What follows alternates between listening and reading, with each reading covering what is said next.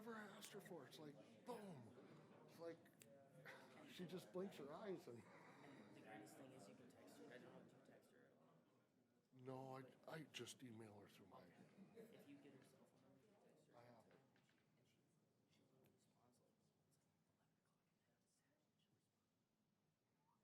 I'll have to remember that. I mean, sometimes she doesn't till the next day. Been impressed with her. Yeah, I'm really impressed with her. Got a lot of people here tonight.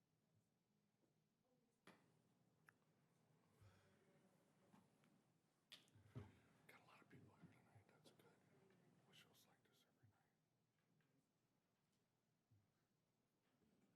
All right. Well, thank you all for coming, and let's call this meeting of the Isani City Council to order. We start with the Pledge of Allegiance.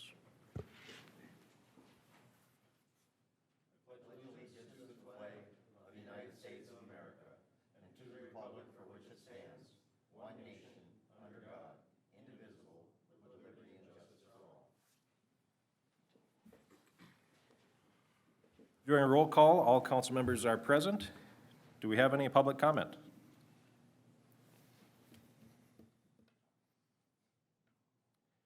Hearing none, we'll move on to adopting the agenda, and I believe we have some changes to the agenda. Yes, we do. Good evening, Mayor and Council. We do have 2 additions to the agenda and 1 removal. That would be the addition of business item K11, live stream platform discussion, K12, GIS discussion, GIS discussion, and removal of L4, resolution to consider repair and maintenance work to Well House 3. Okay. Then I was going to ask that we move L3 out of the consent agenda, and I don't know if we can make that K13 there. Okay, thank Okay. you. I have a question on that L4. Was there a reason that we removed that? New information was found that it actually will be in the best interest of the city to leave the amount of sand that's in there in Okay. there. All right. Do I have a motion to adopt the agenda with the changes mentioned? I'll make a motion to adopt. I second. I have a motion to adopt the agenda by Councilman Merrill and a second from Councilman Heeman. All in favor, say aye. Aye. All opposed, same sign. Motion carries 5-0. Let's see. Moving on to approving the city council minutes for the February 21st Committee of the Whole meeting and the February 21st City Council meeting. Motion to approve. Second. I have a motion to approve the minutes from Councilman Lundin and a second from Councilman Collison. All in favor, say aye. Aye. All opposed, same sign. Motion carries 5-0. Announcements. We have Committee of the Whole Tuesday, March 21st at 5 p.m. Planning Commission will be Tuesday, March 21st at 6 p.m. And the City Council meeting will be Tuesday, March 21st at 7 p.m. Are there any council committee reports? Yeah, I have a couple here. So, for the school board, there was some discussion between myself, Josie, and Jaden about my responsibilities as a school liaison, and we discovered that the school liaison position was sort of set as an open for interpretation, so we could decide who goes to what if anybody wants to go to any of the school board stuff. So I decided to go to a school board meeting, and I got a lot of good feedback from it. So I think I'm going to be going to more of them. I think it's important considering we have 3 schools in our city, and I think it's important that we get input from them and they can get input from us in a sort of a discussion forum afterwards or during or whatever. So I met and talked to the principal of Isani Primary School and the superintendent of the district about the trailer houses that are parked out there. That has been a commonly received question from multiple residents in town, what's going on with those because they are ugly. So what happened was they bought the buildings with intentions to add capacity to the school for a low cost, but school safety codes changed between the time they purchased them and the time they got moved to the school, so they're forced to sell them. They sold them to a buyer a few months back, and the buyer's been sort of dragging his feet on transport. I'm personally working with them to try and find a trucking solution to get them out of there. I might have a solution of welding a hitch on one of my friend's semi-trucks and taking care of them, but I'm waiting to hear back. And then the principal of the school also voiced a concern about more children moving into town with the potential developments because they're already well short on space and their long-term plans need some work and time before they're ready for bigger developments. So growing pains are something that we as a council should consider when possible. Some interesting tidbits from the school board meeting. The Washington DC trips are scheduled to start back up again next year. I know when I was in high school, that was sort of huge for, students to be able to have that opportunity. $1,600 each. Fundraisers covered it. No taxpayer dollars. The robotics team at the high school has 2 upcoming conferences that they're excited about. This program has been great for students, and our program is strong and notable. There are 145 American Indian students within the district, and they provide extra resources for them if they need or want it. I guess I didn't realize the numbers were that high, so I think it's great that they're thinking about that.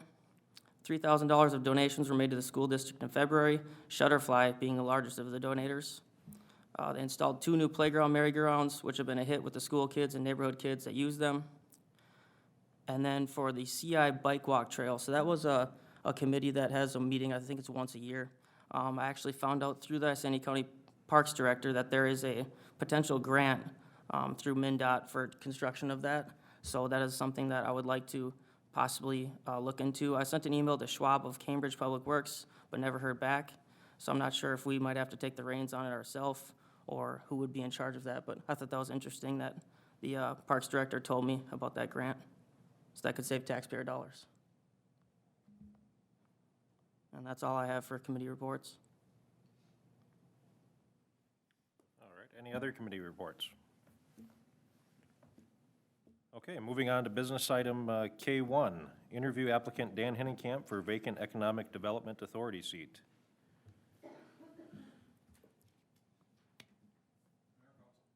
Hey, Dan?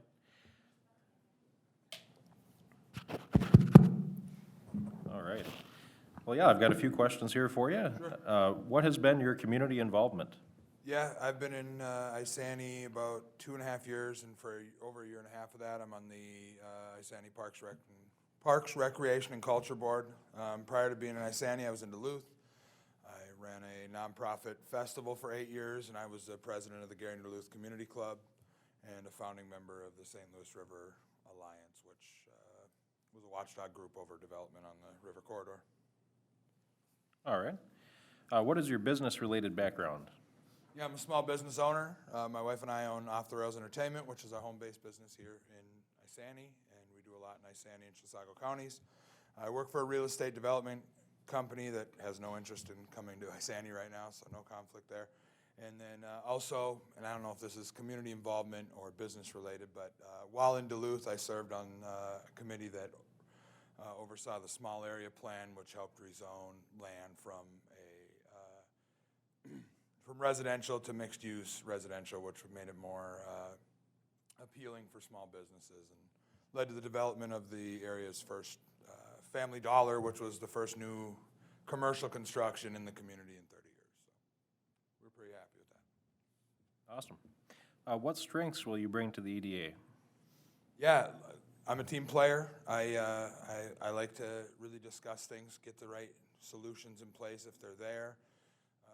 Thoughtful in decision-making. I have a pretty good sense of humor, which can help de-escalate situations. So those are probably my biggest strengths. Okay. What do you see as potential future opportunities and commercial growth for Isani? Obviously, the Railview Park. We still have 3, good-sized lots up there that need to go, so it'll be interesting to see what happens with those. And, I see more hospitality and industrial opportunities, utilizing our location off BNSF, just grow the jobs and grow the tax base, and then ultimately, as Isani grows, it's something I've said before, grow responsibly and make sure that we're looking at things 5, 10 years down the line, how that looks for our community. Can you attend meetings the first Tuesday of each month, starting at 7:30 p.m. or immediately following the 7 p.m. city council meeting, whichever is later? Yes. All right. Any other questions for Dan? Thank you for applying. Thank you for taking the time to talk to me. Motion to approve. Second. I have a motion to approve from Councilman Lundin and a second from Councilman Merrill. All in favor, say aye. Aye. All opposed, same sign. Motion carries 5-0. Thank you, Dan. Dan's worked really hard to be an active member of the community, and I want to thank him for the job he's done on Park Board, and we're looking forward to having you on EDA too, so. Always thoughtful insights from you, so, yeah. All right, moving on to K2, liquor license renewals. Thank you, Mayor and Council. We do have 4 liquor license renewals. The applicants are here.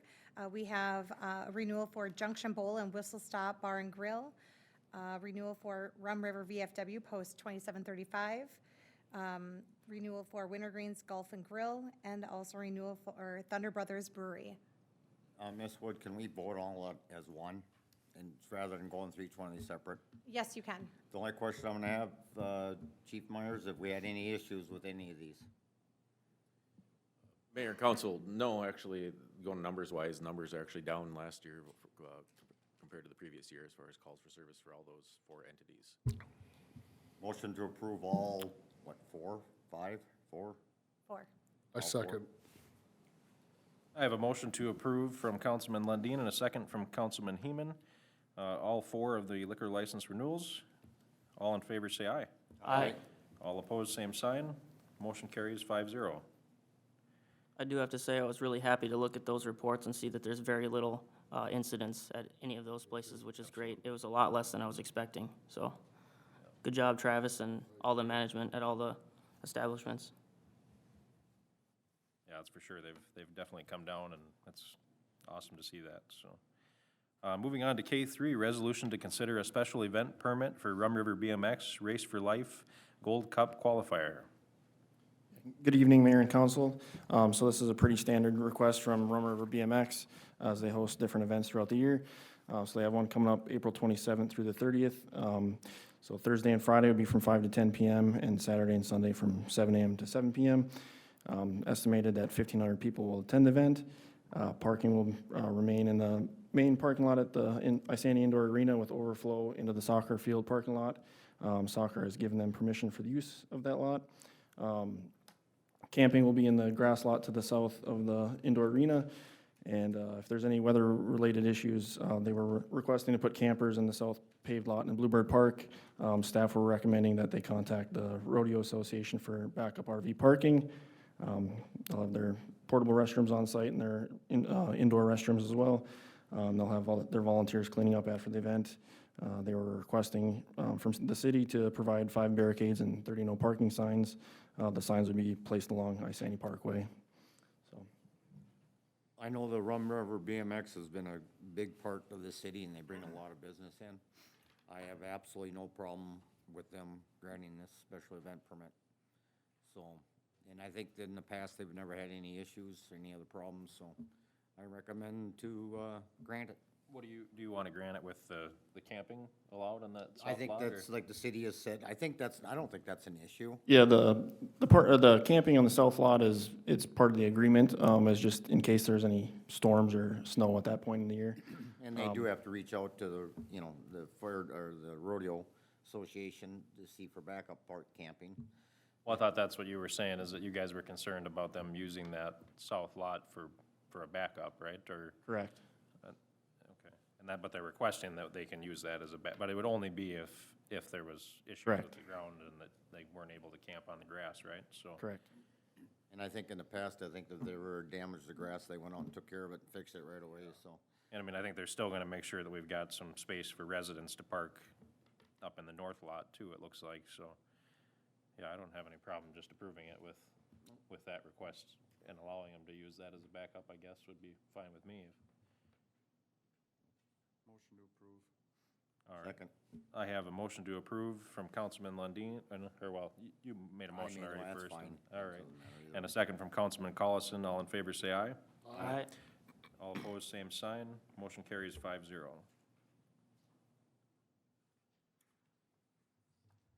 All right, moving on to K4, site lease agreement between the city and Isani County for emergency service repeater antenna. Thank you, Mayor and Council. So there was a presentation done in August of 2022 in regards to having a new frequency paging repeater antenna placed on the city water tower. This request was jointly done by Chief Jankovich of the Fire District, as well as, at the time, Sheriff Kulk. And since that time, we've worked together on doing different studies that was necessary for to ensure that the frequency didn't have any impact on the equipment that was already currently on the water tower. We're in the last stages of making sure through the building, a building permit, that everything will be secured and fastened correctly per the building officials' requirements for the building code. And the one thing for council to approve here would be the site lease agreement. You do have that in your packet. It was not in the original packet, but it is in your packet now. And this is everything that was agreed to when they came to council prior last year, including the charge amount, which was $350 per year, which would be the only fee that they would incur, which was to cover electrical costs. Motion to approve. Second. I had a question on that. Go ahead, George. Travis, do we use that repeater for the police department at all? No, we don't. Well, my question is this, it's $350 a year for the use of electricity, and the repeater takes 60 watts consistently, and it can use up to 1,020 during traffic. I'm looking at it, and 350 could actually be an advantage to the city, but if it's being used a lot, that bill could be up to $1,200 or more a year. So my recommendation was, I was looking at a way to monitor electricity, and I was looking on like eBay or even Amazon, and they have meters for as low as 14 to 20 bucks. And if we just throw a meter on there for 1 year, so next year when this comes back in front of us, we know that we're not overcharging or undercharging. Does that sound fair? That would have to be on an average, because one might be peak and one might be low. So it's Exactly. gonna average, so the 350 is averaging it out right across the board now. Well, how do we know that? How much time do they actually use on that repeater? See, that's impossible to know. And it's only 14 to 25 bucks to put a meter on it, check it next year and see what it's at. Maybe Councilmember we could- Heeman, I believe when this was presented to council before, Sheriff Culp was able to provide information that that's what they monitored at their other tower sites. Oh, So they had provided that number to make sure that we were being covered for any costs, and the amounts were less than that as well. So and while we didn't get proof of that, I would say that that was probably accurate information that we received at that time. Our current sheriff is in the audience. I mean, did you see that, Mr. Sarbelik? Yeah, you want me to approach? Sure. And state your name and address, please. Make sure you I'm push the trying to button. save them money and making sure we don't lose any of them. That's it. My name is Wayne Cyberlick. Address is 37297 Zion Street, Northwest Stanchfield in Springvale Township. In terms of the repeater, we have two other repeaters. One is the day tower, one is in City of Bram. The City of Bram charges $300 each year for electricity. The day tower is $300 a year. The City of Bram charges nothing. Okay. So that is the average expense from what I had seen, and I helped a little bit with the lease agreement, trying to figure out what the best way to basically increase the signal for the fire departments in the outlying areas. Sure. And it also helps to save Isani. It really doesn't do much for Isani County in general outside of your fire district. So, but yeah, that was the cost on average was that 300. So that 350 is in that ballpark range as well. Okay, thanks. Thank you. You know, and that's another thing we gotta consider. It's mainly for the fire department. Right, I And- get it. And I think Mayor Gordon can contest, there's times that you got some spotty service. At my house, actually, it almost always comes in clear, but I know even just outside, where Al is at on out on Highway 5 there, I mean, it gets bad, so, Yeah. and he's not even very far out of town, so. I'm okay with it. When I ran the numbers, if they use it 2-3 hours a day, they're way under $350 a year. But I have no idea how much they use it, so that was my main concern. Otherwise, I'm fine with it. Okay. I trust Wayne. Good question. Did I have a motion over here already from you guys, or? Did I motion? Yeah, I motioned to approve it. All right. And did you do a second? Second. Okay, all right. I have a motion from Councilman Lundin and a second from Councilman Collison. All in favor, say aye. Aye. All opposed, same sign. Motion carries 5-0. Moving on to K5, resolution to consider aeration piping repair to the wastewater treatment plant ponds. Mayor and council, we have the initial 280 feet of aeration piping from the blower building to the wastewater treatment plant ponds is currently leaking. The piping is original to the wastewater plant in 1997. It is unknown at this time if any of the piping needs to be replaced. I can tell you that I can see it leaking at each joint, but we'd have to expose the piping, have it inspected, find out if any piping is cracked or rusted or anything else through. We'd have to expose that to find out. We got quotes from DW companies for $24,963 and Gustavin Excavating for $37,480 to expose the pipes, replace the new gaskets, and add hardware. The air is vital to the treatment plant process as it provides oxygen to the bacteria. It breaks down the wastewater. The funding source would be CARES Act 500. There'd be additional, if there was additional costs of having to replace some piping, city administrator would sign for those additional costs. With a 5% contingency, it was $26 to $11.15 for DW to do the work. Any questions on that, or? I think we need, it's something that has to be done, because if that isn't gonna work properly, then we're gonna be in non-compliant with our runoff and our sewage runoff, and then we're gonna have bigger issues. It's one of those things that's a necessary evil. Matt, do you see any of the other pipes needing repair anytime soon that you can tell, or are they all original to the site, or are some newer, or what's there for infrastructure now?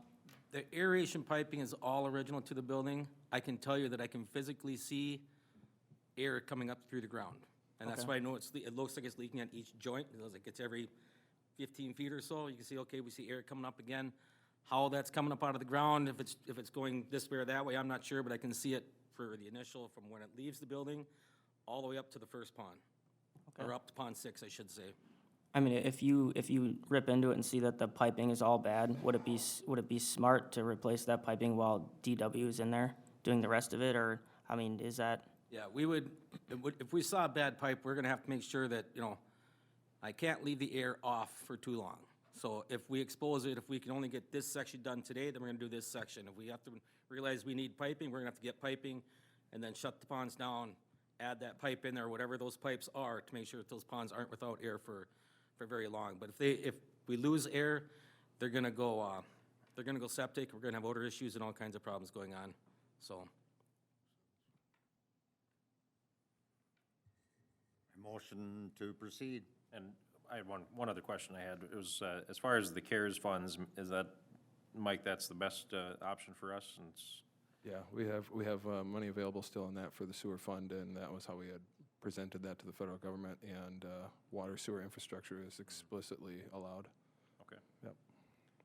all right. I have a motion. I'll second. All right, I have a motion from Councilman Lundin and a second from Councilman Merrill. All in favor, say aye. Aye. All opposed, same sign. Motion carries 5-0. Moving on to case 6, resolution to consider request from Rum River BMX to install a bike path and curb cut. Yeah, so Rum River BMX had reached out with a request to install a bike path connecting the skate park parking lot in the northeast corner of Bluebird Park to the northwest corner of the Isani Indoor Arena parking lot, where they have motorcycle parking. And they're willing to pull any permits necessary and pay for the work to be done. Park Board recommended that the city would keep the path plowed in the winter, and Rum River BMX would be responsible for repairs. If we approve it, we'd have to update the lease agreement, amend it, so we document each party's responsibility. They also requested to have a curb cut out on the west side of the Isani Indoor Arena on the sidewalk. There's a handicap accessible door there that the curb is not cut, so to get to it, they've got to go all the way to the northwest corner anyway, so they'd like to cut that out, and they would pay for that as well. Both of these requests were brought to Park Board Tuesday, February 28th, and they passed with recommendation to bring to council 5-0 on both. And after the Park Board meeting, Rum River BMX had kind of expressed some of their board members might have concerns about taking care of the maintenance and upkeep if they're paying to install it, and then city staff discussed that maintenance would be taken care of by the city. The other recommendation would be that the path be made of asphalt and at least 8 feet wide to match the existing trails that are in Bluebird Park, and then that the path would have to be constructed to meet all code and city standards, so. That's a great idea. Yep. So Matt, I believe, as a skate park parking lot and Rum River BMX, that's done with the loader, correct, for snow removal? Parking lots are done with the loader. The paths are done with the pickup truck. Okay. Would it be, is there any way, would it save any time if we were to ask them to do the sidewalk in a way that the loader could just do it? Because I mean, when I had my ride-along, I saw the loader doing a sidewalk and it was so fast compared to a Bobcat or anything else. Would it be beneficial to do, I mean, since you're already doing those parking lots with the loader and you already have it there, would it be beneficial to build that sidewalk to be done by the loader, or is that not an option? I shouldn't say the loader never does the bike paths, it does, but the loader is needed in so many other areas to clear. I mean, we have the liquor store parking lot now that's a lot bigger than it was before, the new PD lot. He gets pulled around a lot to do different things, coming back to fill trucks up with salt and sand. The pickup truck is, it's there, and there's a driver available to get in that and not pull him off to do something else. Now, Okay. have we taken loader on those bike paths and cleared them? Absolutely, but it's when, like now, when we get a lot of snow, that the pickup truck is, I mean, he's barely getting down it, where the loader can go down and he can widen things out. We do that when it's not snowing, do not take him away from what he's doing when it is snowing. Okay. A lot of those bike paths in Bluebird Park are second-day bike paths, I mean, they don't get done the first day, but there's all the well houses and all different things, lift stations that are all done the next day, that the loader does those as well. Okay. Are you concerned about this at all? The sidewalk? Probably not. I mean, I myself, I would like to see it in a little bit different area. I would like to see it connected to a path in Bluebird Park that's initially out there, and I would rather it went from the middle of that parking lot to the pine trees and then go to the south and connect to an additional pad that's out there. The way it's kind of designed here, it's kind of makes a sharp corner for a pickup truck to clear. That would be my only thought. I'm not opposed to it. This was brought to council in 2020 as well to put it in a little bit different spot. They were gonna go from the middle of the parking lot at that time and go straight 50 feet into their parking lot, take 2 parking stalls out and have it go kind of like straight in. And at that time, they decided not to do it. Just a little background on that. That's what I would think. But I'm not opposed to taking the sidewalk or taking the bike path on and doing it. That's not really a concern. It's not that much of a bike path. That's what I would say on it. is there any wiggle room on this schematic? I mean, could we change that bike path there to make more sense for Public Works? There is, on that sharp corner that I talk about, there's a big electrical box there for Bluebird Park, so you would have to go back up towards Isani Parkway, which doesn't leave you a lot of room there either. There's not a lot of room between the end of the pine trees in that, where it would dump off on the north end of their lot.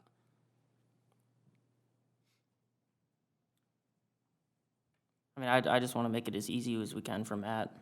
I mean, if the direction of where that path goes, I mean, does it really make a difference for BMX versus, I guess, does it?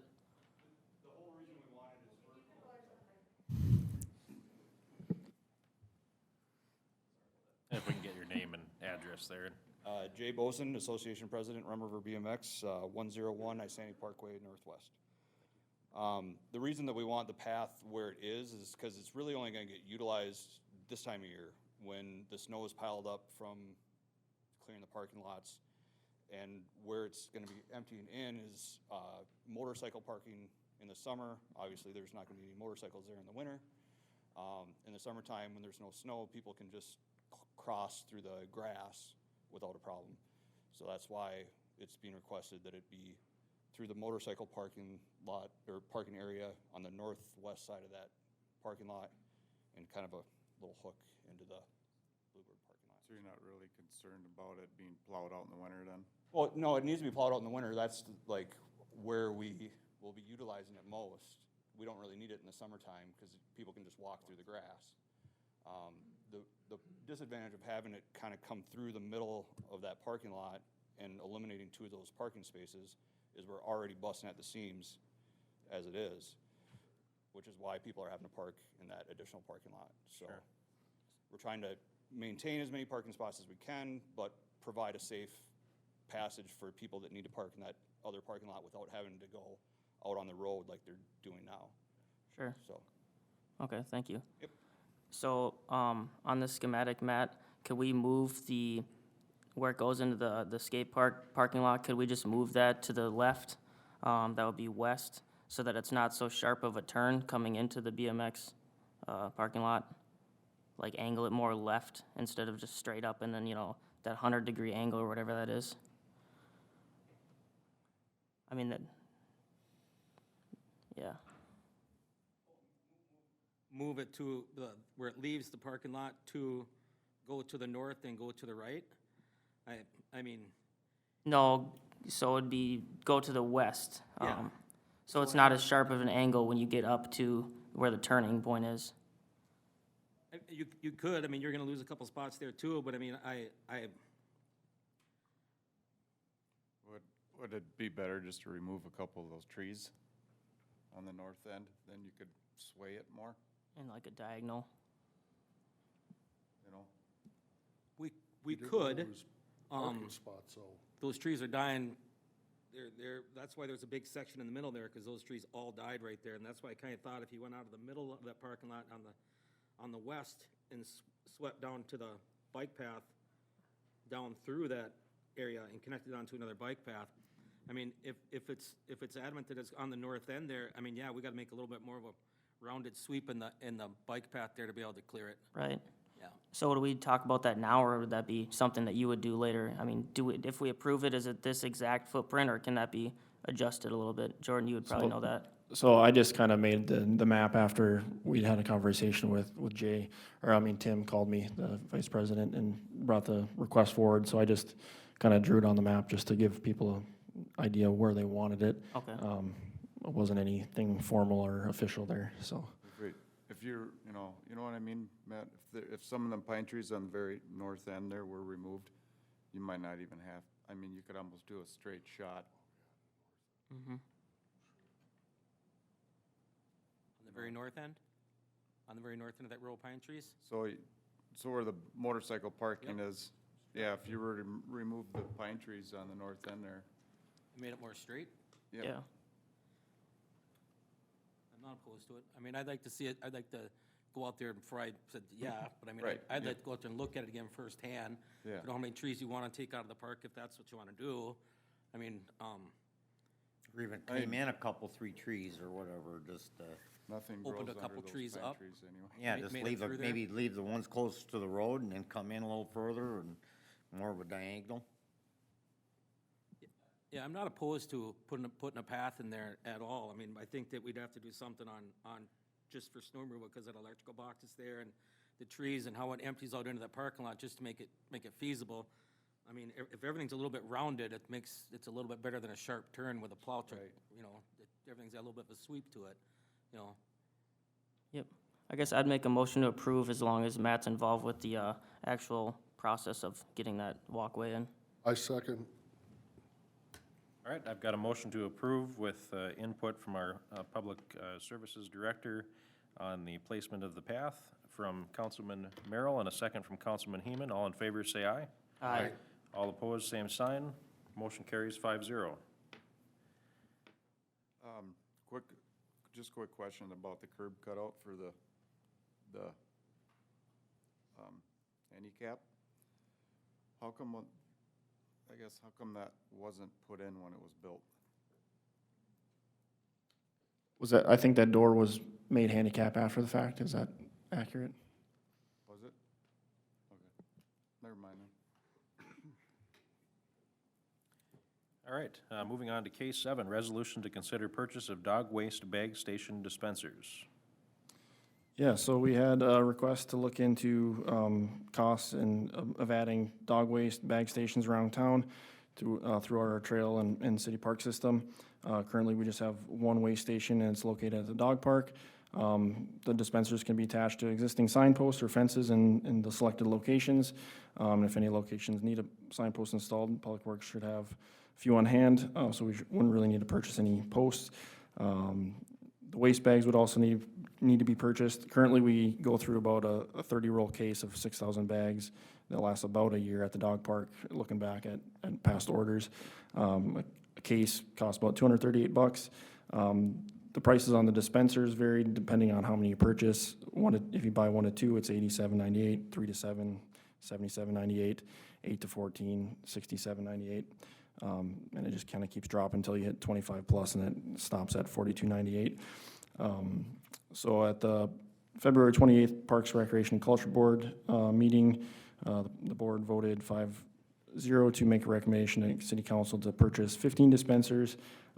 Park Board would like to see one at each city park, and at each of the following trailhead locations in addition. So the CI Walk Bike Trail near the soccer fields, the trailhead at Legacy Park, trailhead at River Bluff Preserve Park, and then the walking trail along 8th Avenue Northeast, north of 5 and east of 65.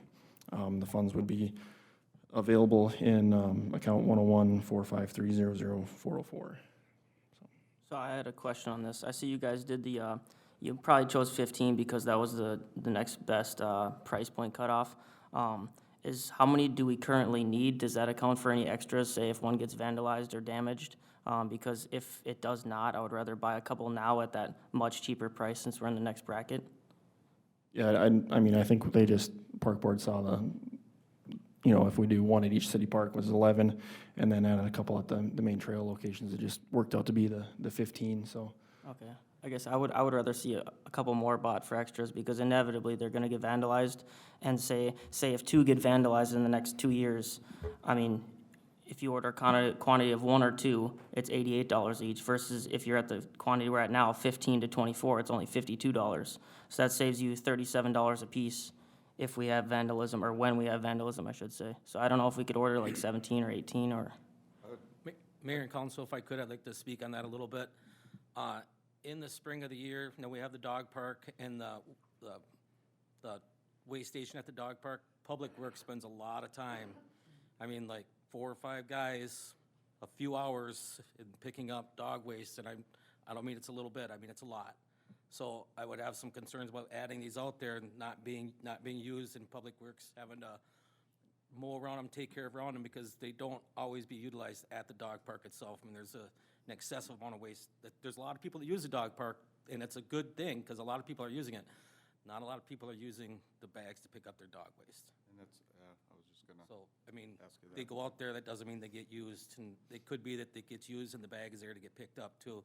So they'd have to take it back with them if they had a couple bags with them. So there's the concern of, I picked it up, but I left the bag behind too. So I just wanted to speak on that a little bit.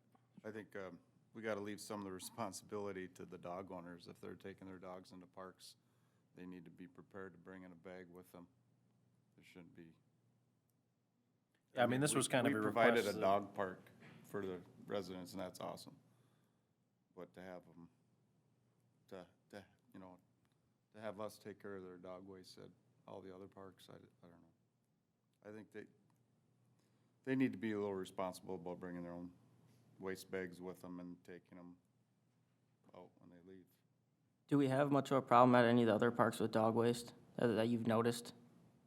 Yeah, there's been some other pet owners that live next to a park that would let their dog go and not pick up their waste, and I think PD would get involved on some of that stuff there, trying to find out who it is and that kind of stuff there too. So it's in all of them, so to say. I mean, a lot of times it's just a little bit. In the summertime, you just keep going on the mower, but the dog park is not. And there's been some concerns, I think, in the one park that I'm talking about, where kids are out there playing and there's an excessive amount of waste in that dog park as well. So yeah, it's not. Do you think if we had more of those waste stations at the dog park, it might help? Because, I mean, the waste stations are kind of like a sign. Like, it's kind of like, hey, this is dedicated for it's just a replacement for a sign in some sense. So would you think any more would help there with that? No? Okay. They walk by the waste station when they open the gate. It's not like Okay. it's over here. It's right here. Okay. So I think the honest people use it. Yeah, dishonest people don't want to use it. How often do those have to be emptied? Or does that one have to be emptied? Do you know? Twice a week. Okay. And this is just the dispensers that we're talking about here. It's not the waste station, actually, or like the receptacle. So this was a request that I had from somebody that was a resident that was upset about, you know, getting waste in their yard and people on the trails leaving it, and, so I mean, I think that was the best idea for a solution was, well, let's supply more bags, and, you know, and when you think about, at least the park board, when we were discussing it, I mean, you think about just kind of what you should have at a park, doesn't it seem like you should just, kind of, that's part of what a park should be, is having a station like that, you know, I mean, people are taking their dogs there and stuff, so, but yeah, I mean, if, I'm not like saying we absolutely have to have it, I know we were gonna do one extra one at the dog park was one of the ideas, and, you know, one at each park, and then one at the trailheads was kind of the plan, I mean, it's not, you know, it's not a huge investment to do it, but if it's not necessary, then I don't want us to do it either, I guess, but. I'll add one more thing to that. Yep. We did add more signs at a lot of our bike paths telling people, pick up your dog waste. So there has been some signage added in the last couple of years too. Sure. At some of our paths, so just so you're aware. Did it seem to help at all? Well, I don't know, I wish Jed was here. I mean, the complaints that we get, I don't care if there's a sign or a bag or whatnot, the complaints we get are the excessive complaints, and I can think of specific ones where you actually have neighbors to parks that are letting their dogs defecate in the parks and stuff, and those issues won't be resolved with this. I don't think there's a perfect solution to this. Yeah. Except offering, you know, maybe a couple more cans and some bags at some of the places. I mean, the bags, it looks like a case, $239. It sounds like that's 2 hours of maintenance out there picking it up themselves if we can limit that time down a little bit. Tried for a while. Everybody goes grocery shopping. Everybody at home's got a ton of Walmart bags or Coburn bags. They need to be responsible, taking a couple with them, shoving them in their pocket when they walk their dog. I watch people pick up, walking in the cities, they'll pick up, but they drop the bag on the sidewalk. They'll clean it up, but they have it in a bag, but they'll drop the bag in the sidewalk. Or if they go by a job site when there's a dumpster, they throw it in the dumpster. And then you got a pissed off contractor because you're not supposed to put that in there. So, at least they're picking it up, that's all I gotta say. I haven't had any issues at my place at all, you know, and there's a ton of people that walk by my house with their dogs. I don't know, what do you guys think? I think if we're gonna do it, we should order a couple extras, but I don't know if the board thinks we should even do it. I don't know, it's always better to promote good behavior. Yeah, right, But, I mean, is it worth, is it gonna $750? I don't know, that's up, I guess the park board said it was, so. Maybe we could try it at a few, and maybe just try it at the trailheads, and, you know, where Yeah. people are walking their dogs, and then not worry about the parks so much, and, But then we're kinda losing out on the discount for the. Yeah, right. It's kinda more expensive than to do it that way. At least get 3 or 4 or something and try it, minimum. You're thinking, Now, by the time you buy 4, you would've right. got 2 extras at the bigger discount, so I yeah, mean, right, it's, such a. it's a double-edged sword. I think that's a luxury, not a necessity. I do too. All right. Yeah, we can move on from that. Let's see. Mayor, Oh, we gotta- excuse me, are you going to, you're not going to vote on it? Are you pulling it from the agenda, or it's to vote it down? You have to ask for a vote. Have to ask for a vote? Well, if I don't have I have a motion Or to, if there's- There- to yeah. not approve, right? Is what Correct, to you're not saying? move Yeah. forward with it. Okay. I motion, no. Second. All right, I have a motion to not approve the resolution approving the purchase of the dog waste bag stations, and a second from Councilman Lundin and a second from Councilman Collison. All in favor, say aye. Aye. All opposed, same sign. Motion does not carry. No, five. well, motion carries to not install dog waste stations. Yes, okay. Thank you. And also, Mayor, if I may, before we move on to the next item, if everyone can speak a little closer to their microphone, we really need to be about 5 inches or less away. That would be greatly appreciated for the recording and also those who are listening. Thank you. All right, moving on to K8, resolution to consider new police department facility renovation funding. Mayor and council, this is just in reference to the committee discussion on February 21st as far as the, moving forward with the renovations to the new police department, 901 East Dual Boulevard. So we did, like I mentioned then, we did get the quotes back in December. So this is just the next step to go forward. We'll still have to go re-update those quotes and go forward with that purchasing policy in 7.03.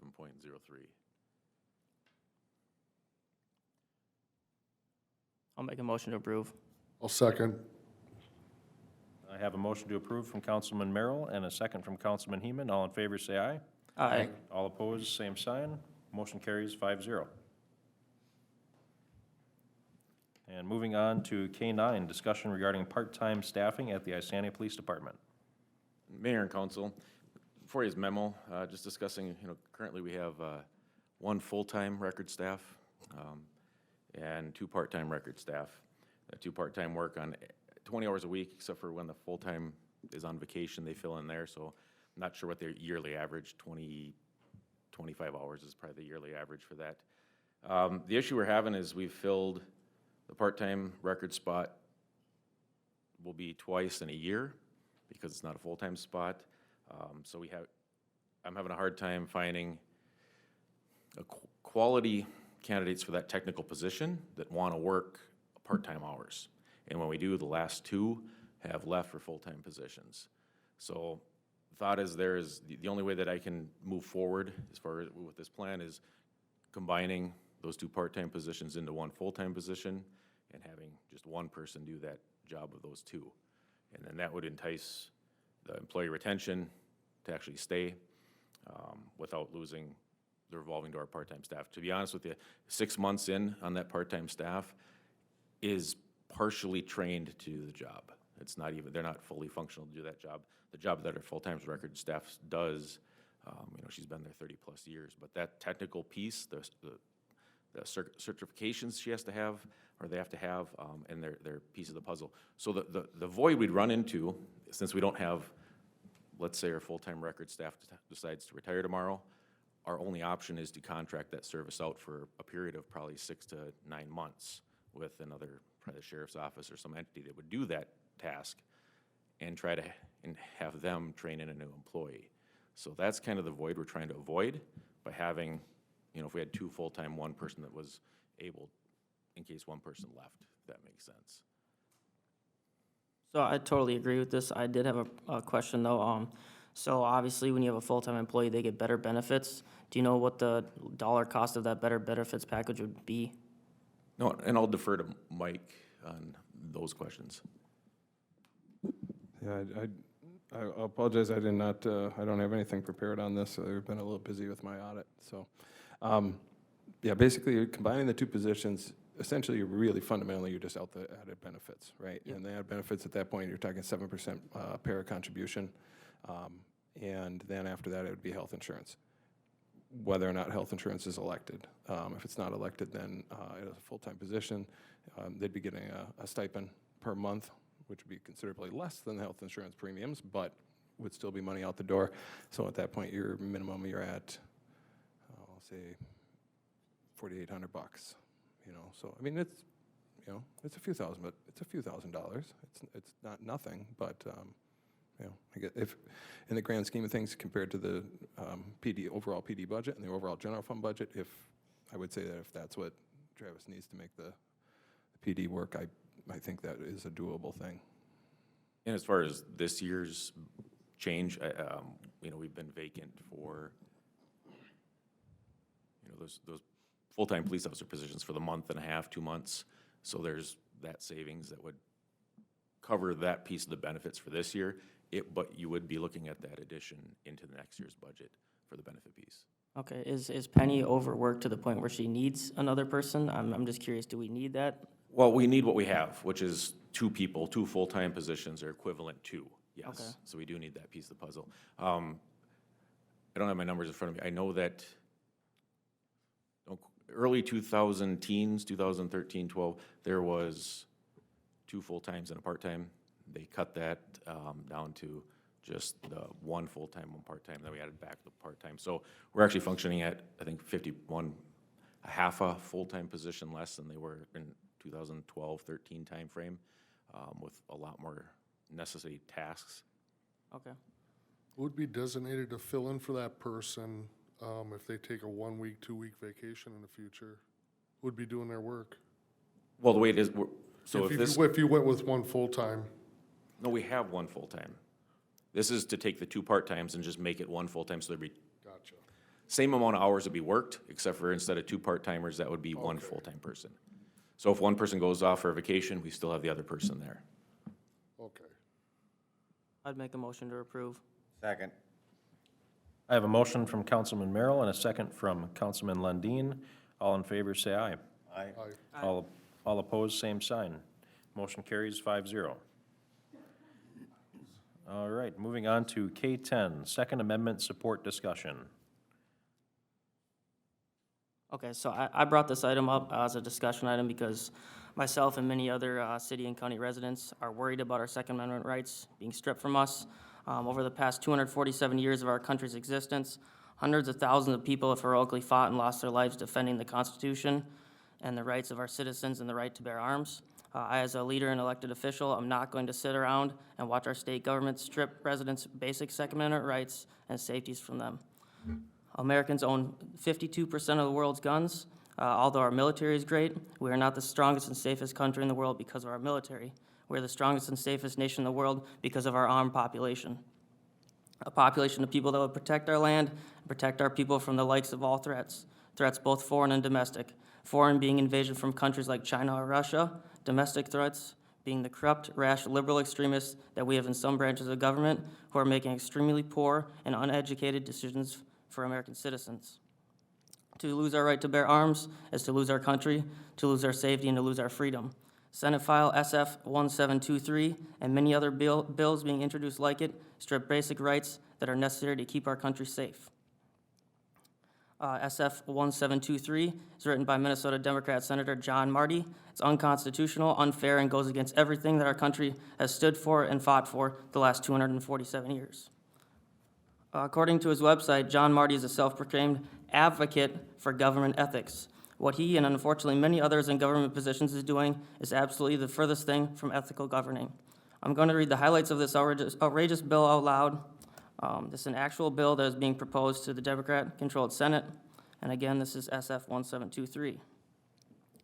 So, this bill would make all magazines over 10-round capacity illegal in the state of Minnesota. So standard capacity magazines are pretty much all over 10 rounds currently, even for handguns. So essentially, you could go to jail for owning any standard semi-automatic handgun or firearm. If you own a standard 9mm Glock, criminal charges. This bill would outlaw all 50 caliber or larger firearms and ammunition. Many people hunt with the 50 caliber. I have one myself. This bill would force registration of all firearms in Minnesota. Every gun has to be registered with the government. This bill would ban all home-built firearms in Minnesota, a right that we've had here in the United States. All these hand-built guns would be confiscated and destroyed or forced to be serialized and tracked by an FFL dealer. This bill would ban all firearms without serial numbers for tracking, including antique rifles or home-built guns. This is not only unethical, but it also devalues antique guns and takes away from their originality and history. This bill would require physical evaluation to own a firearm. If you don't pass, you can't own a firearm. So if your doctor is maybe anti-gun, he could potentially just say no to all physical firearms, or all firearms, and blame it on a physical aspect of your health. This bill would also require a mental health evaluation to own or carry a firearm. Again, this creates an incentive for doctors to subjectively deny someone without any provable cause. Again, this bill limits the firearms purchases to one every 30 days. You find a couple guns for sale on Black Friday or want to purchase a couple guns to see which you're most comfortable with shooting for a concealed carry? Nope, can't do that. This not only affects consumers, but also resellers of guns and the economy. This bill says that you're required to have liability insurance to carry a firearm, of which, again, insurance companies can yet again deny you or charge you an exorbitant amount of money to try and cut off guns from our population. This will make our country even more unsafe. This bill would make it a major crime punishable by prison time to carry a firearm into a gun-free zone, which hasn't been the case. This bill would ban the carry of any AR-15 style firearms anywhere in public. This bill would ban the open carry of any firearm. If you do, it's considered a punishable crime with jail time. And then another very, I guess, rash decision is this bill will force you to lock any and all firearms in government-approved safes. And you cannot have the firearm loaded. There's another Senate file that is pretty much going through right now that has that same verbiage in it. This bill will create a traceable database of every gun and every gun owner in Minnesota. So when they decide to come for all of our guns, they know exactly where all of us are and who to harass. This gun would eliminate permit reciprocity with all other states, and the list goes on and on and on. So I guess I, as a council member, would just like to have us do something to sort of maybe make a stand against these sort of rash decisions. I know that's just one Senate file, but the way government works is you bring in this one huge file and you hope one thing passes. But if we keep giving one every time, we're losing more and more rights. And I think we as leaders need to stand up for our constitutional rights in the city. And if we can do that any way possible, I guess my first thought would be to write a letter to the county board, because this is sort of like this could be more of a county enforced issue. I believe most of this county is pretty much pro 2A, so I think it would be important for them to get behind this with our support. Or if that's not the case, maybe the city could do something specifically just for our city residents. But either way, I just don't want to see our rights being slowly stripped from us to a point where we can never come back from it. Councilman Merrill, I'm gonna tell you right now, this is not something that we make a law in. This council cannot make laws, okay? We can set ordinances for our city. I, for one, am a pro 110% Second Amendment person. I don't think that this is really the place for that kind of discussion, personally. I'm not saying you're wrong. I'm not disagreeing with you. But I'm just saying is you're asking for lawmakers, which aren't here in the city of Isani or Isani County, it's down in St. Paul. The only thing that we can do as a citizen or a resident or a council member is change who we vote for. If our constituents are not, I shouldn't say our constituents, but our representatives do not back what we feel, then we shouldn't be voting for them. And we could strongly suggest that nobody votes for them for those reasons. Right? It was just like earlier, and Mayor Gordon was part of this, when they came up with the mask mandates. I don't disagree that we have this conversation, trust me. But we can't change state and federal laws. As a council, we cannot do that. And by saying that you're going to do that, you're setting expectations for something you cannot do, okay? So what we did when the mask mandate came, because that was, what's his name? Paul Burgley, he was dead set against the masks. And what we did at that time is said, as a council, we are strong advocates that we don't care about wearing a mask. That wasn't our issue. We're not gonna tell our law enforcement to go out and break the law just because we say we don't like it, right? So that is in my suggestion, as we can say right now, as we could say as a council, that we strongly back, if everybody up here does, the Second Amendment. And that's about as far as we can go with it. I have to disagree. I have to disagree as well. So there's We're 49. not gonna change those laws. We are not. I don't care what you think and how you think about Steve, it. you're right. We can't change laws, but what we can do is make a statement. And that's what I said, as a statement, as a Over- council. Over 61% of the counties in the United States have declared themselves Second Amendment sanctuaries for guns. Over 1,611 municipalities have wrote resolutions saying they support the Second Amendment. And what it does, in my opinion, and, you know, I don't like to bring politics into the local board, because really there's nothing we can do, but we can make a statement and we can show support to other cities so that maybe they can make a statement so that our state legislators can actually say, hey, you know, we have all these cities passing these, you know, resolutions saying they're against further gun control, and it might wake up a few of them to maybe change their vote. I'm for it. I mean, when I took my oath, I took an oath to defend the Constitution of the United States, also the city of Isani and the state of Minnesota, but I think maybe we should do a gesture resolution to show support. That's my opinion. And I guess I agree, there's 49 counties in Minnesota that have spoken out against this, against these Second Amendment issues. And that's like half the state, so I think it's important. And we're leaders, you know, I mean, we did the Facebook live stream, right? And now North Branch is doing their Facebook live stream. Did we influence that? Maybe, maybe not. But if you have city leadership or county leadership that is doing this, it's going to trickle down. When you're a leader, you lead people. You don't just follow along, you lead. So this is something that, the Second Amendment is a basic constitutional right that we all have. So if you're not willing to fight for that, there's nothing else better to fight for. So, I mean, if we can do whatever we can to influence, to lead, whether we write a resolution, write a letter, I mean, I just want to do something about it. And that's why I brought it up, because we can't just sit here and just let the elected officials take this over, because then you're going to have every single area is going to turn into a Minneapolis, a St. Paul, areas like that where, yeah, sure, the numbers suggest one thing, but the actual residents of 49 counties are saying otherwise. So if we don't do anything about it, who will? Yeah, this is one of the most intrusive gun bills I've ever seen come down. I've known council members over the years that actually carried to the meetings. You won't be able to do that anymore. No guns in a public building whatsoever. Travis would have a hard time even doing his job.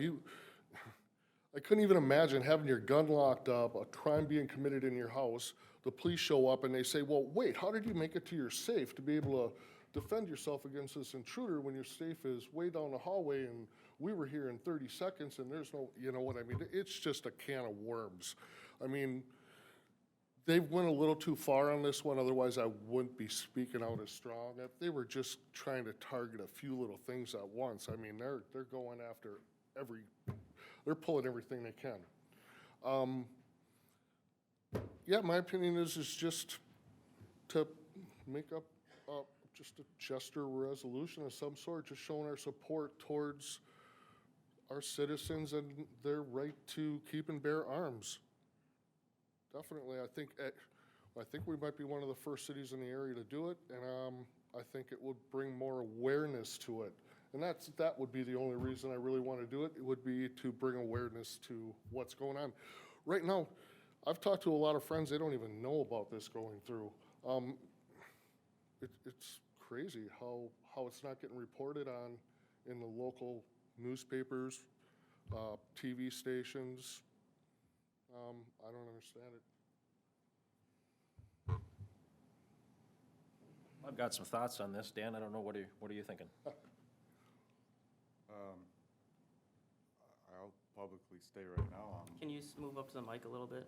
Yeah, I'll Jimmy, you publicly might want stay to right as now that I have conceal and carry permit, and I'm a firm believer in Second Amendment, but I'm not going to force my opinion on maybe some residents that are against certain parts of the gun control or for certain parts of the gun control.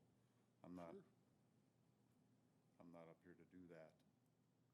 But I don't have a problem stating that I'm, an avid gun carrier and buyer and hunter and Right. sportsman. It's So I've had a It's a lot good of, discussion. I've had a lot of intelligent people, and Steve, I think you're probably in the majority of advice that I've gotten over the years on issues like this, and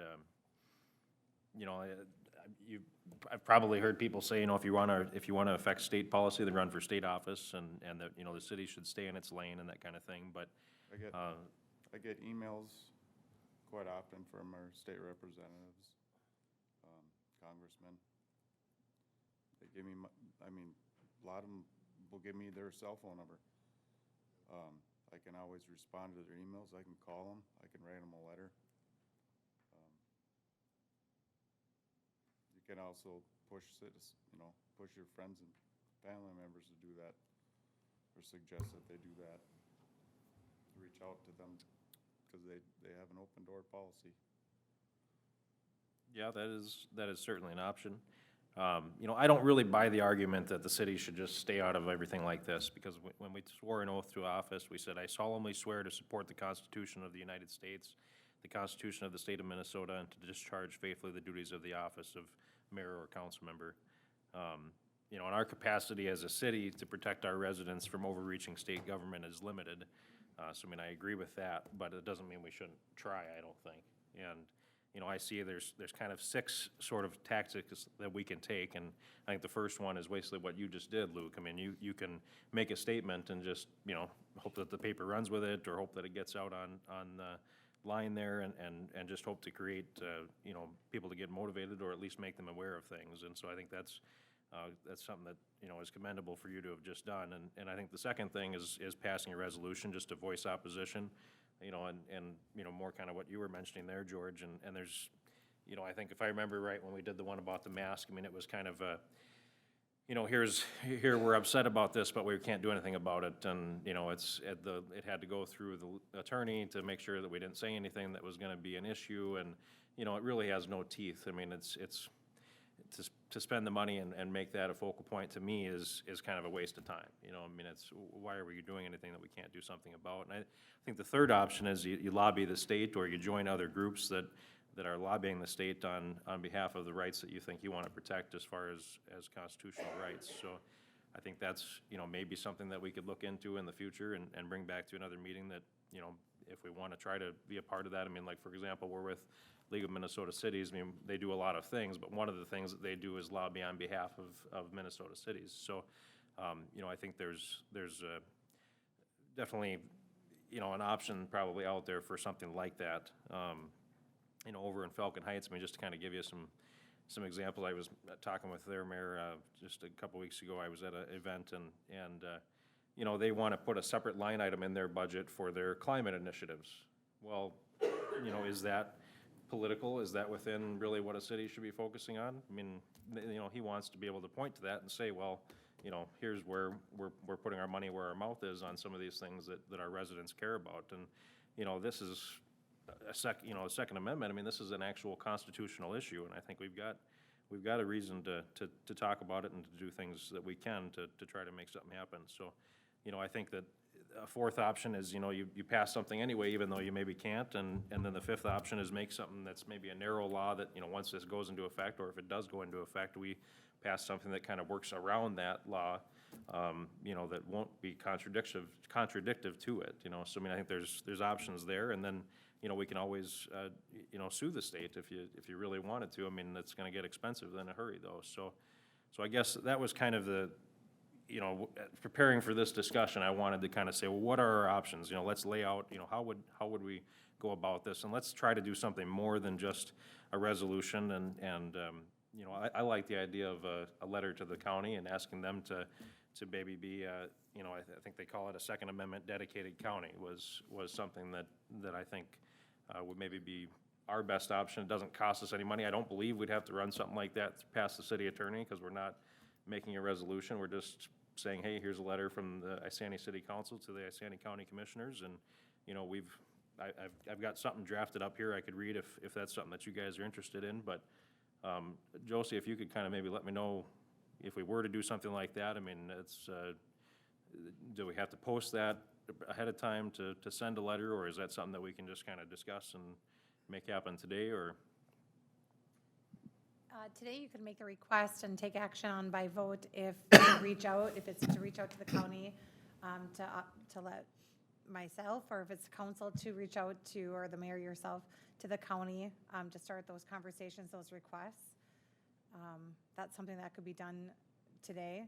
If it's to write a letter, or resolution in support or non-support, depending on how you write it, to go beyond that, I would say that does involve the city attorney, and he would draft those documents.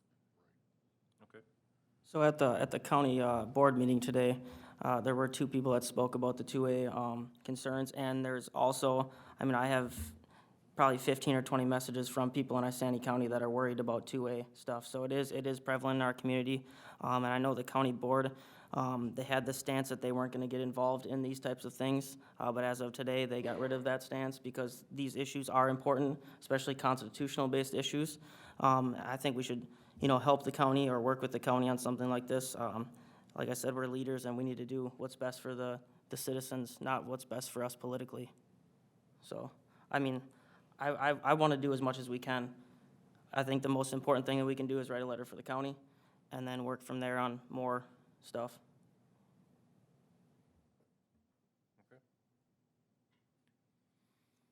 So I'd make a motion to write a letter to the county, and then if we want to do more, we can add more to that. I mean, I've got kind of a draft here. Yeah, Do you want me to sure. kind of maybe Sure. read that, and then we can start with that, and then see if this, the attorney, maybe we can save him a little time? Sure. And say, hey, up or down on this, maybe something like that, so their time is expensive, so. So here's what I kind of had drafted up. Dear Isani County Commissioners, thank you for all you do in service to our community. Much like you, we swore an oath to support the Constitution of the United States, the Constitution of the State of Minnesota, and to discharge faithfully the duties of our office. In light of recent legislation proposed at the Minnesota House and Senate regarding gun control, we feel an obligation to protect the Second Amendment rights of our residents. The purpose of this letter is to formally request that you declare Isani County to be a Second Amendment dedicated county. Respectfully, the Isani City Council. So that's the draft that I had come up with, so. Yep, I think that's good. We can each, whoever did want to put their names on it. Does it have to be unanimous? It's not on. That happened. Would we just put our names on it or address it as Isani City Council? Typically, when a letter is drafted on behalf of the council, the mayor does sign it, but it does say as the council, so that's why it's typically voted upon, to ensure that at least the majority of the council, by 3/5 of the vote, supported the letter being written. Yeah, so I mean, it's just simple. I mean, there's no legal jargon in there really. It's just, hey, this is what we'd like you to look into, so. Yeah, I think we for sure start with something like that, and then we can look if there's more. We can give Josie direction to maybe look into more potential items, because there are other cities and counties doing Second Amendment type stuff like this, so there has to be some Yeah, sort I of think if we can information. just get a motion that, we want to start with that draft of a letter, run it past the city attorney, and as long as it's approved, then we can get it signed and sent off, I think would. I motion to go ahead with that letter. I'll second. I have a motion to send the Isani County Commissioners a letter with the approval of our city attorney, requesting them to become a Second Amendment dedicated county by Councilman Heeman and a second by Councilman Merrill. All in favor, say aye. Aye. All opposed, same sign. Motion carries 5-0. Moving on to The live stream. live stream platform discussion. All right, so thank you, Mayor and Council. So last city council and committee meetings 2 weeks ago, we were testing live stream options with YouTube. I think it was very successful with YouTube. Our AV technicians did think that. I do recommend YouTube because of the platform. It's easy, it's more reliable, it has a better end user experience. However, there was not the ability to stream to both services. We thought that we would be able to embed that video into Facebook. However, with our current equipment, that is not allowed. We'd have to spend money, which is a considerable amount of money. We did get a quote just in case council was interested to try to stream to both at the same time. However, that can come with some conflicts. It's better to choose one. So for this evening, we were able to get our technicians out to a service call, because they do take service calls to do any of that back-end work. They were able to come out late this afternoon today, and they did switch over to Facebook, so we could give that a try. So we are streaming Facebook Live right now. A couple caveats with that. It is different than YouTube in the fact that we cannot censor comments. We cannot shut comments off on Facebook like we can on YouTube. And I believe I had shared previously that our city attorneys do recommend not having comments because of the issues that come with that, and censoring people can take away their First Amendment rights and free speech. So it should be all or nothing, not trying to filter out beyond like the profanity type statements. So I guess direction would be for, where I'm looking for council is to let staff know, which platform do they prefer? YouTube or Facebook, or do you want to consider doing the expensive option of possibly both? If we do go with live stream Facebook, we would continue to upload to YouTube as we did in the past, which is to download the video and upload it within the next day or two following the council meeting. So how much was the cost to do both? It's about $4,200 Okay. for new equipment. So I guess I had asked this question specifically because the way Facebook's algorithms work, if you have an external link outside of Facebook, Facebook automatically lowers you to the lowest possible algorithm so that less people see it. So I guess I would like as many people to see this as possible. I don't want to play the Facebook algorithm game. If you're directly live streaming on Facebook, you get much better coverage. But again, the quality on Facebook is lower. So I guess I'm okay with either, but you have to understand if we do it on YouTube and then we post a link to it on Facebook, it's severely dropped down in the algorithm, so they don't want people to see it, so they hide it from people, so less people are actually gonna see it than what we want, because they don't want you leaving their platform. Yeah, I mean, I think Facebook is definitely where it's gonna get the most eyeballs, you know, to Yes. keep people informed and to get the word out about stuff, so. Here's, I thought, is Malacca doing Facebook Live, or, because I thought we had talked about that before, so I mean, are they doing it with the comments on up there, or? I do know that Malacca was doing Facebook Live at the time that I had looked a month or two ago. I can pull it up to see if they are doing comments, I'm not sure. I guess I'm pro-comment too, because I think we should be able to go back and see what everybody has to say. Not everybody's able to come to these meetings, so if we as council members can go back afterwards and look at what people are saying, we can get a better judge of what people actually want. Because right now, we're just shooting at the hip unless you make an actual effort to talk to people. You don't know what they want. I mean, I try and make the best effort I can, but I don't talk to everybody, so if you have those comments available, you can take input from those and make better decisions. So I think we should have them on. I mean, I don't really care if someone's on there swearing or bash talking me or whatever, that's I care, right. because, I don't care what they, so to speak, what they're gonna say about me, but I care about other residents, maybe of a younger age watching, are gonna see those comments. So. It's an adult platform. So what it does look like, Mayor and Council, is the city of Malacca. 13 and up, And technically, but. Right, and we don't, I know when we were doing it, streaming to YouTube, we did click that it was adult content because there are so many restrictions and liabilities when you say that it could be for youth. But in looking, and again, this is just looking at Malacca's Facebook page, it appears that they have turned off all comments on all their posts, which we do have that option as well. We can allow no comments on Facebook at all, but then that means on any post the city does, no comments. We just aren't able to pick that we could allow comments on some, but no comments on the live stream. So it's an all or nothing. I have a few questions about this. One, the YouTube video quality it's really bad. It's worse than before we started going live with it. I don't know if that can be improved. Second thing is, going Facebook Live, you would think would be real easy. If the city has an extra cell phone, Apple, we can set it up on a tripod where nobody's gonna hit it, dedicate it just for Facebook Live. You're looking at hardly any cost whatsoever other than the equipment cost and a Facebook account. So, Councilmember Heeman, that is an option. If council's interested, we can set up an iPad and record it that way. We did do that by backup one time, not to live stream, but just to record. This is strictly for additional equipment necessary to tie it into our equipment with our camera system. And they would if we put up a presentation, they would be able to see that presentation because it would show up on the screen. So I'm gonna be brutally honest, I really do not like any of the equipment we have here for recording or for audio. It's not sufficient. Honestly, if you record it with a phone or an iPad sitting up there, you're gonna get better audio and video than all this expensive equipment. So I agree. I think Josie is looking into other options. Well, I have been here through 2 AV upgrades here in the last 10 years. One of them cost us about $91,000. The second one, to help upgrade that and fix some issues we had with it, was about $68,000, and don't quote me on those exact numbers, but those are roundabout, and this is what we have still. AV equipment is incredibly expensive, and I think what we've tried to do is be fiscally responsible in it and try to build what we have, when probably the reality is that first 90-some thousand we spent, we probably should have scrapped it and spent a couple $100,000 and redid it. Because I think every time we're trying to tweak it and you go with a different company after you go out for bids, they can't work on certain hardware because it's proprietary information. And we run into a lot of roadblocks of trying to piece together a system.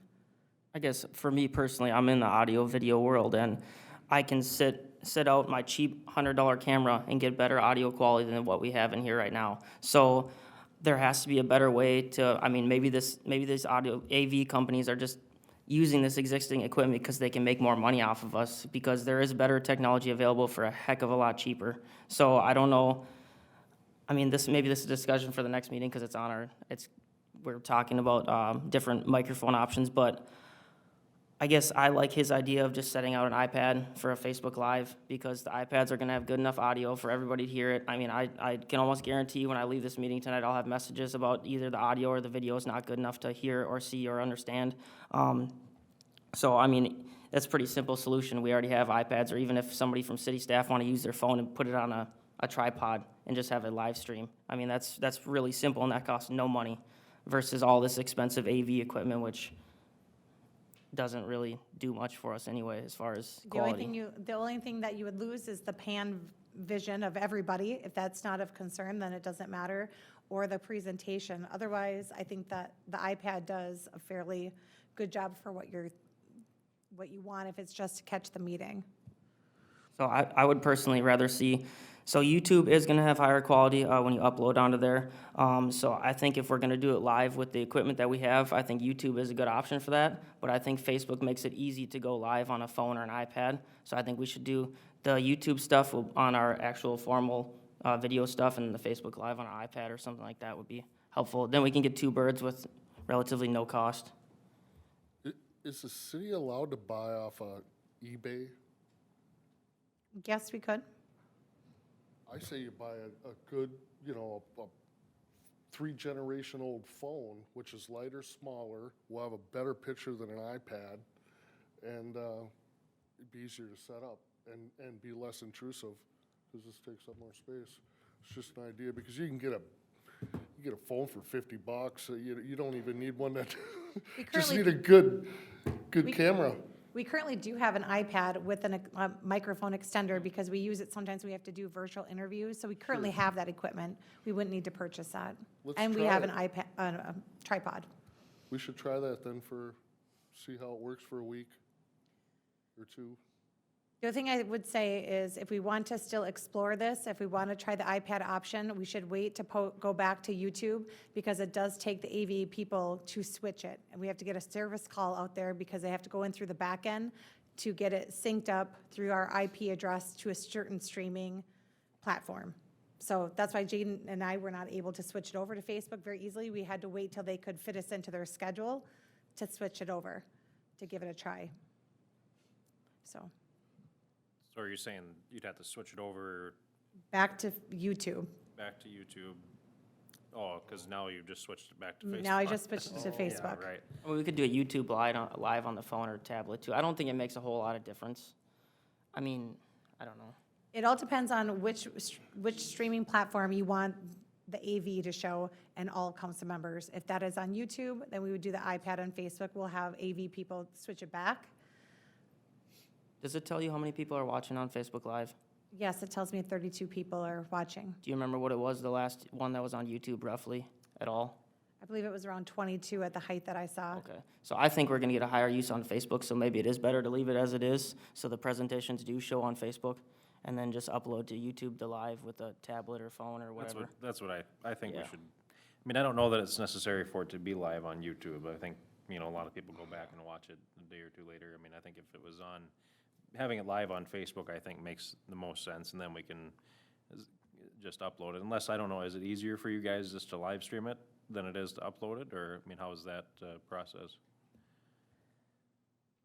It all depends on how great the AV equipment is cooperating the day of download and upload. I'd like to say sometimes it takes Jaden. Jaden is usually the one who has to pull her hair out to make that happen, which that's the benefit of streaming to YouTube, is we don't have to struggle with that. But sometimes it's a couple hours, because it goes up to the cloud, we pull it back down, a couple hours. Sometimes on longer meetings, it can take over a day because she's having to restart either the download or the upload. But So probably easier just to live stream on both then, if we wanted to leave everything how it is now and then use a phone or a tablet to do the YouTube. I think that if you wanted them to be on both, it would be to connect it to YouTube by live streaming and then iPad it with Facebook. That's what you think? Okay. I just don't want to lose the YouTube. I like that we can archive on YouTube, and I think a lot of people watch it on their TV screens because Yeah. everything's a smart TV nowadays. Yeah. Otherwise, you're going to be stuck using a phone. And Yeah, that's true. and if you do Facebook, then you got to scroll and scroll and scroll and look for a meeting from 2 months ago or something, if somebody wanted to go back and look at it. Yeah, that's a good point. Mayor, if I could actually just clarify something and just briefly talking to Jaden right now. Because it's also takes some work with messing around with the streaming of the live and the platforms on the computers, which is why we have computers now. She would prefer, if she was given the option, do live on Facebook and upload it to YouTube. Even Okay. with that not cooperating sometimes, we think that that would be better. I like that. I think we should still have 2 recording devices either way, even if we're only doing it for one or the other, because this AV equipment in here, I mean, well, about a month ago, we had a meeting where we lost a bunch of audio, and luckily we had backup, so if we have a backup for the older AV stuff, it might be smart. So since that meeting, we did get a better backup. We now have a, 4 terabyte hard drive back there that's also plugged in. So if the original server that pulls that video doesn't work, we do have a backup, which is Okay. better than the backup that we had the other meeting. So if we go the route that you just suggested, would we still be using these microphones for the audio, or is that a conversation for another meeting? Because this audio sucks. Unless you're like right in these microphones, you can't hear anything. To be honest, I think that people should speak right into the microphone, and we should put a string or a straw that shows them how close they should be. Sure. Because I do think that that is You're the most right. cost-effective option for staff and council to be heard. If you know you're a soft-spoken person, you should be closer. If you're not, Just have to be more that's fine. conscious of it. But I do think that even this microphone here, at the lectern, we paid for an enhanced capsule, which is what they call the N, to get a broader spectrum. You still have issues with that, and I think that that's what we're gonna have. We could invest more money, but I think that we still will be asking people, please speak into your mic, be a few inches away. And also do know that our microphones, because they're tied together, if council starts speaking and I'm speaking, my microphone is to mute down to not overpower you. So there is some of that delay and muting going on intentionally, so people aren't just speaking on top of each other. Good to know. So for this item, what kind of motion do you need? Or, So ultimately, I would like to have a motion of what platform to stream to using our current AV equipment and our cameras. I think one of the things that we've also, well, that makes a big difference when I'm this close, huh? One of the things, When you're hearing yourself talk too loud, that's perfect. okay. One of the things that I think we haven't discussed yet is the comments, though. I think you guys had some issues with doing the comments. I mean, it's not possible to just turn them off while we're live streaming and then turn them back on after or anything like that, right? I mean, what are your guys' thoughts on comments? I mean, I think that's a slippery slope too, because you don't know where those people are from. So, I mean, you could say, well, yeah, I want to know what people in Isani think, but they could be from, Florida or something, so. well, obviously, any comment, we don't take it as God's word, We use our own judgment on any of those comments, but, I mean, to take that right away from people to comment on all of our posts, that would be, Facebook is not people's right. yeah, it's but a the tool. First Amendment is a right. But Facebook it's a tool, it's a privately owned company. Right. It's, Facebook lets us use it. I think we should have the comments off. If they really, at the beginning of the movie, you can make an announcement. If anybody has comments, go ahead, feel free, click the message button, send us a message. Call City Hall, contact us. I understand that, but then. We're already providing them something new and a service that they can watch live on Facebook. But then all comments would have to be off on everything that the city of Iceni posts, and I don't think that's right. That's what she said. We can't just turn it off just for the live stream. I'd be fine with that, but in order for us to turn them off on the live stream, we have to turn them off on everything we post on Facebook. And I don't think Park that's and right. Rec, Park, everywhere. everything. Well, then you'd. You just guess let the if people you wa- talk. If you wanted no comments on live stream, but comments on the regular, You can't do that. you can if you have 2 pages. I say let it roll until we see if it gets out of control. If it gets out of control, we'll have to address the problem, but there isn't even a problem yet, so why address it? You do a second page that's just for meetings. One thing I would like to share with the council here, I did pull up the email that I had gotten from our city attorney, and he states, if online comments are allowed, there will need to be a policy in place to regulate which comments are out of order and otherwise regulate the time, place, and manner of the speech permitted in the forum, because you could be censoring if it was inappropriate or violated data practices. And he also states that once the forum is opened up and people are afforded the right to speak, the government risks a First Amendment claim when it attempts to restrict speech within that forum.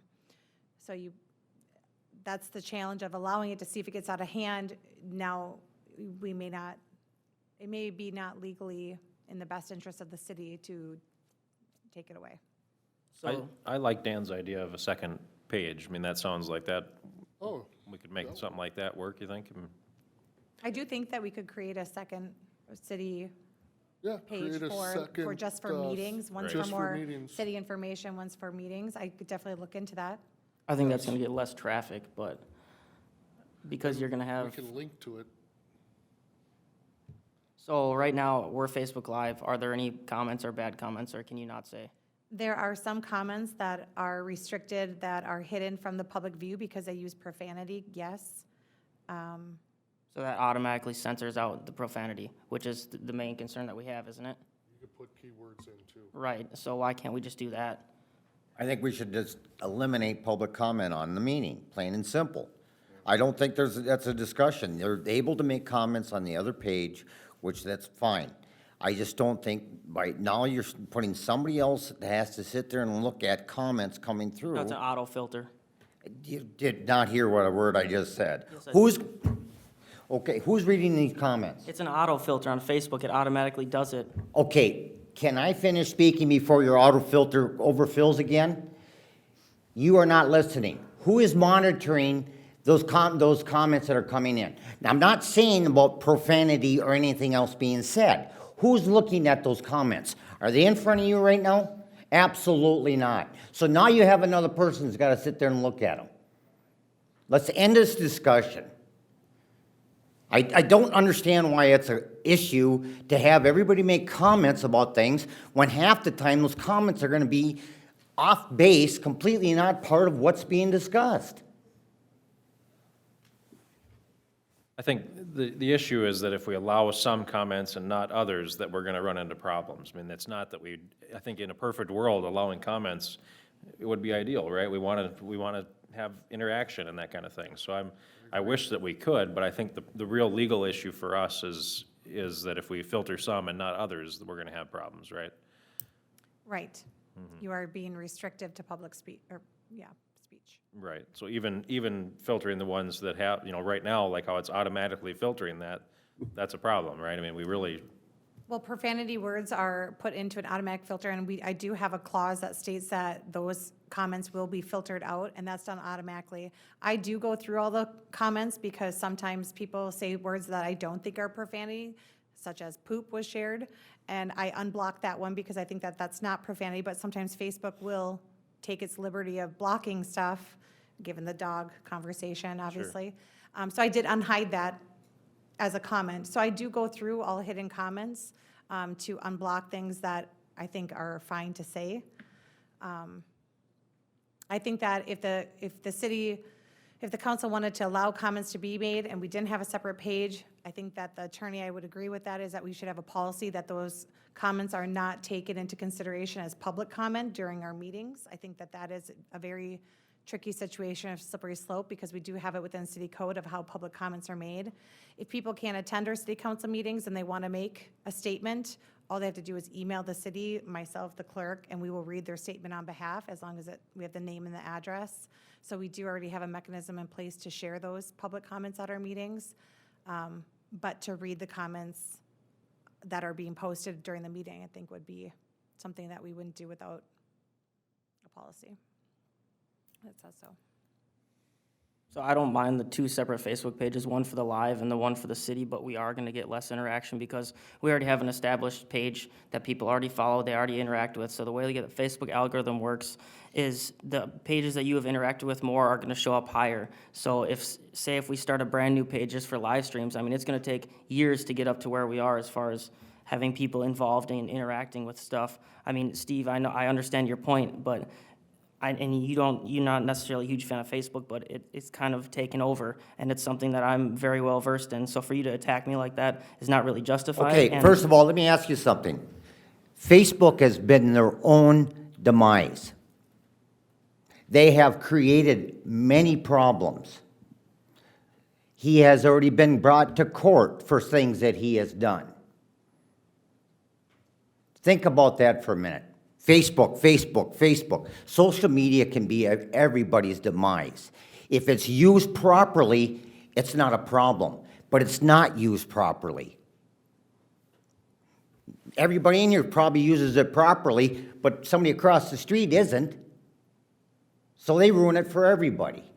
So if you're already going out there, putting this out live streamed, plain and simple. I'm not attacking you for that, but you never let me finish. I wasn't talking about the language being used. I'm talking about the comments, period.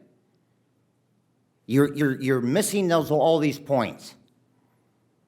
The thing is, Facebook, Meta Group, whatever you want to call it, it's actually called Meta. It's not called Facebook anymore. Why did he change it? Because he got his tit in a ringer already once. So, trust me,